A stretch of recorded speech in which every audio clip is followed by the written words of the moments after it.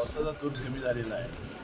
पातळी थोडी थोडी वाढते, परंतु धरण क्षेत्रामध्ये पाऊस असल्यामुळं पाण्याची पातळी वाढण्याचं प्रमाण कमी आहे.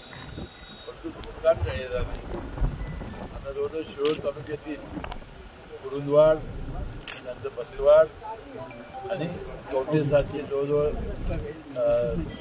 50 कुटुंबं त्यांनी स्थलांतरित केलेली आहे आणि या स्थलांतरित केलेल्या लोकांची चांगली व्यवस्था केली आहे. साहेब, आता कोयनेतनं विसर्ग आणि अलमट्टीचा विसर्ग यांचा तफावत कशा पद्धतीचं कसं चालू आणि कोयना याच्यातून जवळजवळ 3 लाखापेक्षा जास्त विसर्ग हिप्परगीतून होतोय आणि अलमट्टीतून होतोय. जिल्हाधिकारी सातत्यानं बेळगाव जिल्हाधिकारी संपर्कामध्ये आहे. आपले जलसंपदा विभागाचा एक अधिकारी तिथं आमचा आहे.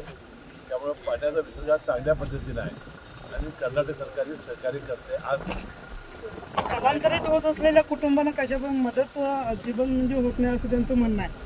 नाही, असं नाही. आता आम्ही जातोय ना विचारायला त्याला. आम्ही तिथे जर जाऊन आलो तेव्हा त्यांच्या जेवणाची, त्यांच्या खाण्याची वगैरे चांगली व्यवस्था, लहान मुलांना दुधाची व्यवस्था सगळ्या ठिकाणी निवारा केंद्रात चांगली केलेली आहे. कुरुंदवाडला जाऊन आम्ही स्वतः चौकशी. नागरिकांना काय आवाहन करा? नागरिकांनी आता लक्षात ठेवलं पाहिजे की अजून 1.5 महिना पावसाळा आहे.